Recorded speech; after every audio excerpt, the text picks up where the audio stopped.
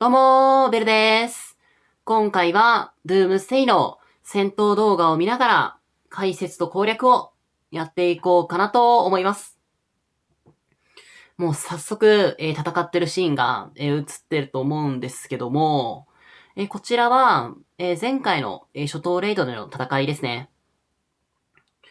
かなり、大規模な戦いになってて、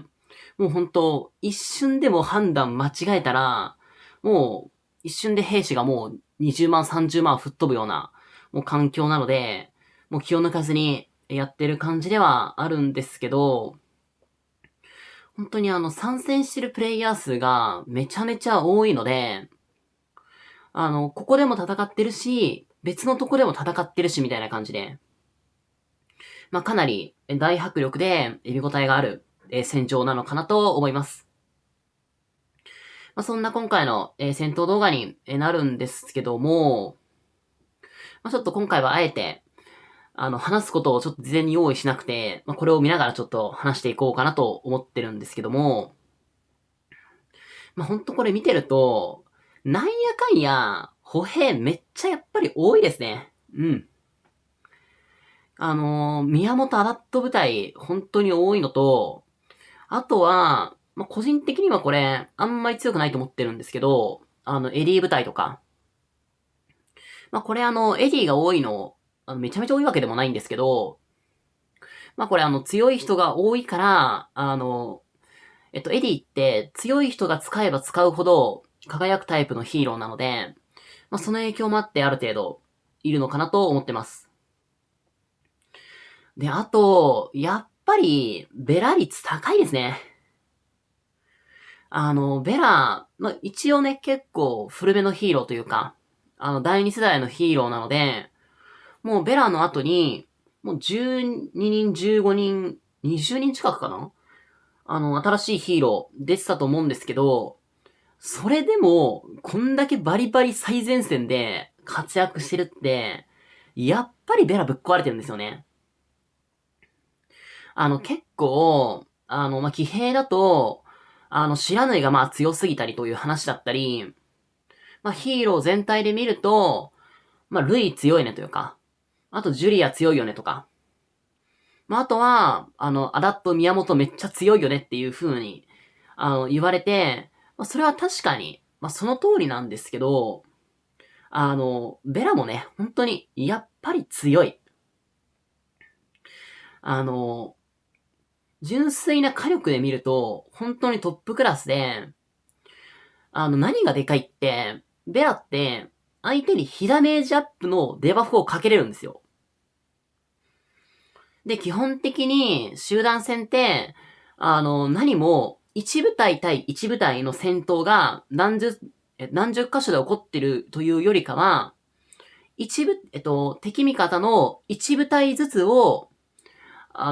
集中攻撃互いにして、どんどん落としていく。で、そこで押し引きとかがある感じなんですけど、ベラのデバフ効果って、相手の部隊に対してかかってくるものなので、ベラがデバフをかけてくれれば、他の部隊の攻撃も、そのデバフがかかってダメージを与えられるので、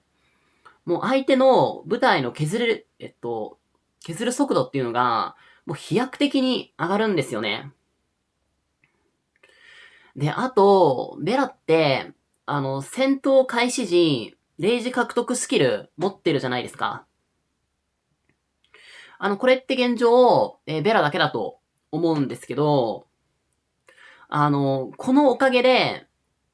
一番最初に、ベラがレイジスキル打てるんですよ。二回目とかは、射撃の、ジュリアの高速回転とか、あとは他の部隊に、二回目の撃つところだと、先越されちゃうことあるんですけど、でも、一回目は、一番もう本当に、よほどのことがない限り、ベラが最初に攻撃してくれて、その後に他4人のレイジスキルを相手に叩き込めるんで、ベラがいるといないとで、ダメージ効率全然違うんですよ。なので、これ今後もベラは本当に長く使われるのかなと思ってます。今回、騎兵の新ヒーロー、出てきて、ちゃんとめちゃめちゃ強いんですよ。ただそれでも、ベラは本当にずっと使うのかなと、個人的に思ってます。仮に、じゃもっと、インフレが進んでいって、この通常の、5部隊で、最大5部隊で、戦う、野戦ですね。集団戦の時に、集団戦のガチバトルで使わなくなったとしても、レイジ獲得スキルがあるおかげで、移動速度特化部隊として戦う時には、絶対採用されるんですよ。じゃあこの後、じゃあレイジ獲得がベラより多いヒーローが10人実装されるかと言われたら、絶対実装されないので。もちろん、15年後とかはわかんないですけど、ほんとそれくらいのレベルじゃないと、ベラってどっかしらで絶対使うので。個人的には、これはまた今度別の動画で詳しく、話そうかなと思ってるんですけど、今、新しく出た新騎兵ヒーローよりも、騎兵ヒーローで、まず育てるべきは、僕ベラだと思ってるんで、本当ベラをまだ育成してない方は、もうぜひ、育成していただくのが、本当にいいんじゃないかなと思ってます。結構、デバフがね、相手のスキル攻撃受けた時に移動速度下がっちゃったり、あとは、バトル中の移動速度ないからっていう理由で、そのデメリットが結構、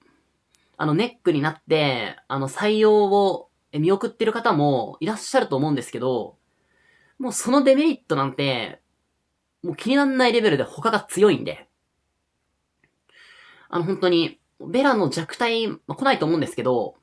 もう来るまではね、今後も常に最前線で戦えるヒーローなのかなと思ってます。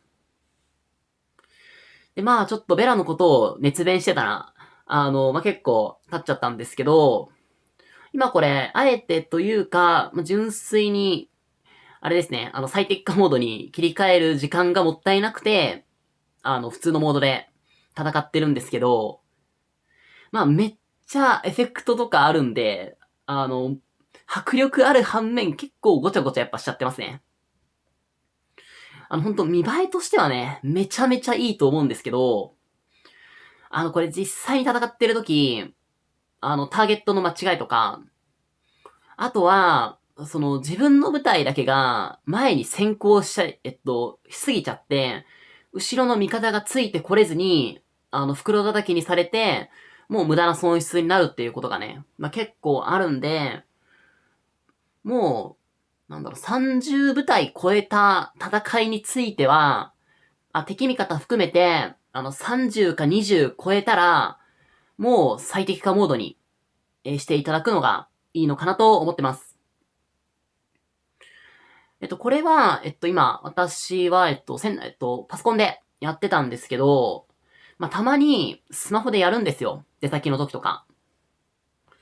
ただ、本当に、出先だともう、これ、狙った部隊、全然タップできなくて、もう最適化モードでも結構ね、重かったりしますし、重いのは、しょうがないんですけど、少しでも軽減するために、最適化モードをね、ちゃんと活用していただくのが良いのかなと思ってます。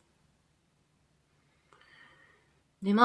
そんな感じで今、戦ってるわけなんですけども、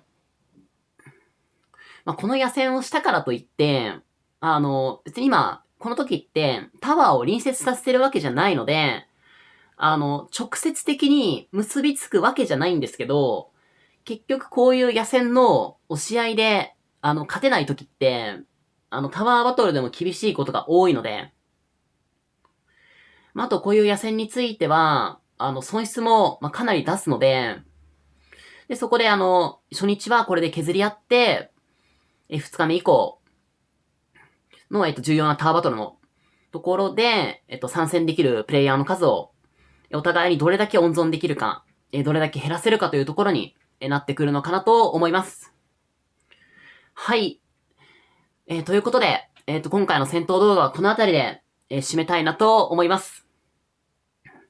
最後までご視聴いただき、ありがとうございました。バイバーイ。